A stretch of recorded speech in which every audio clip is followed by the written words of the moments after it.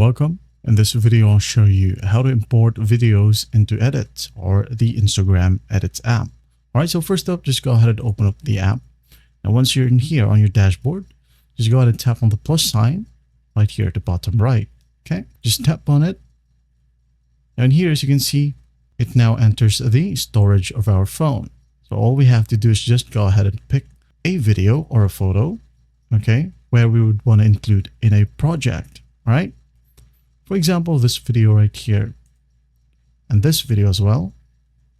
I'm going to include a photo, for example, this one. So after that, just go ahead and tap on the check icon or the check mark. Just tap on it and wait for your media to load. All right. Now, when we swipe right, all right, as you can see here, we have the other video. And then at the very last, we have the photo. All right, that's basically how you do it. Well, I hope this video helps, and I'll see you in the next one.